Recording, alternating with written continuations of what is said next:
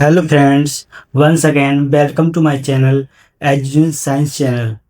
आज हम स्टडी करने वाले हैं धारिता के सेडियम संयोजन की व्यंजक के बारे में, जो अपन बेसिकली क्लास 12th में यूनिट 2 में इसको हम पढ़ते हैं।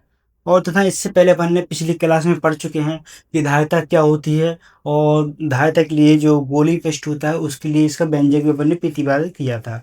तो इसकी प्रकार आज हम इसके बेसिक टर्मिनोलॉजी जैसा कि सेडियम संयोजन हो गया, इसके लिए अपन जो व्यंजक होता है वो प्रतिपादित करेंगे और इसके बारे में जानेंगे। ठीक है, तो ये सेडियम में जोड़ते हैं तो ये कैसे क्या होता है, और इसकी जो आवेश देते हैं तो आवेश का मतलब आवेश डिफरेंट होता है कि सेम होता है, और जो इसकी पायडामिक विभव होता है वो क्या होता है। तो आज इसी के बारे में अपन बेसिक स्टडी करने वाले हैं, जो सेडियम संयोजन का व्यंजक अपन धारिता के लिए प्रतिपादित करेंगे। जो सैडिकम संयोजन धारिता के लिए होता है वो बेसिकली यूपी बोर्ड हो चाहे एमपी बोर्ड हो चाहे राजस्थान बोर्ड हो, वो बेसिकली अपन बोर्ड में मतलब मोस्ट क्वेश्चन होता है कि ये मतलब पेपर में आता ही है। ठीक है, तो एग्जाम में वेरी मोस्ट इम्पोर्टेंट क्वेश्चन माना जाता है। तो आज हम स्टडी करने वाले हैं संतात का सैडिकम संयोजन। ठीक है, जिसमें हमने देखते हैं कि तीन संदायक बने हुए हैं। एक मतलब एक बना है, दूसरा, तीसरा। तो जो इसको प्लस क्यू आवेश देते हैं तो इसका जो आवेश होता है तो यह पूरे तीनों संधारित्रों पर एक समान होता है। मतलब कि इसको प्लस क्यू आवेश देंगे तो ये दोनों अदर जो अदर संधारित्र हैं उस पर एक समान रूप से वितरित हो जाता है। ठीक है, और इसकी जो धारिता होगी, जो पहले पृष्ठ के लिए होगी वो होगी C1, जो दूसरी सूत्र के लिए जो दूसरी संधारित्र के लिए होगी वो होगी C2, तथा जो तीसरे संधारित्र की धारिता होगी वो होगी C3। एंड इसकी इसी प्रकार जो विद्युत विभव होगा वो होगा V1 पहले के लिए, V2 और V3। ठीक है, इसी प्रकार अपन ने मानते हैं कि माना के तीन संधारित्र माना कि तीन संधारित्र हैं, 1, 2 और 3। ठीक है, माना कि तीन संधारित्र C1, C2 और C3 मतलब संधारित्र की धारिताएं हैं ये। ठीक है, सेडिकम में जोड़े होते हैं जो अपन को सेडिकम में जोड़े होते हैं। ठीक है, सीरीज सीरीज में जुड़े होते हैं। बेसिकली इंग्लिश मीडियम वालों के लिए बोल रहा हूँ। सीरीज जो जुड़े होते हैं पहले संधारित्र को प्लस क्यू आवेश देती हैं।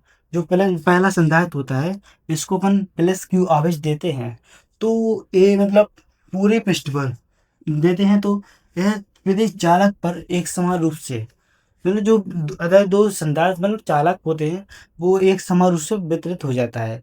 एंड मतलब तीनों पे जो आवेशों की मात्रा होगी वो एक जैसी होगी, मतलब सेम होगी।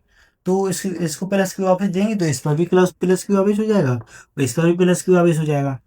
तो अपन बेसिकली यही मानना चाहते हैं कि जो सैडिकम में होता है, जो धारिता के लिए सैडिकम होता है, तो उसमें अपन प्लस क्यू आवेश देते हैं तो वो एक समान रूप से तीनों संधारित्र पर मतलब जो अदर संधारित्र भी होते हैं जो सैडिकम में जुड़े हुए होते हैं तो उन पर एक समान रूप से आवेश वितरित हो जाता है। मतलब उन सभी संधारित्र का जो आवेश होगा वो एक जैसा ही होगा।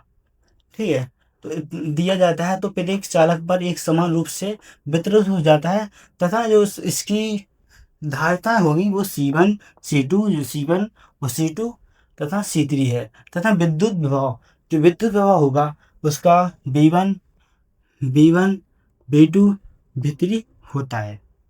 ठीक है, जो इसका परिणामी प्रभाव हुआ तो वो क्या होगा, जो अपन इन तीनों संधारित्र हैं पहला, दूसरा, तीसरा, तो इसका जो परिणामी प्रभाव होगा वो क्या होगा। तो इसका परिणामी परिणामी विभव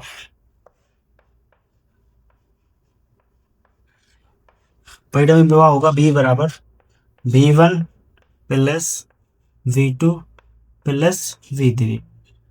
जो इसका परिणामी प्रभाव होगा प्रत्येक संधारित्र के लिए, इसका जो पहला संधारित्र होगा वो V1 होगा, V2 होगा, V3 होगा। तो जो परिणामी प्रभाव होगा उसको सबको ऐड कर देंगे तो वही परिणामी प्रभाव निकल आएगा। ठीक है, अब अपन जानते हैं कि मतलब चालक की आवेश की परिभाषा से या मतलब धारिता की परिभाषा से, मतलब अपन बेसिकली जान सकते हैं जो धारिता की परिभाषा से, धारिता की परिभाषा से।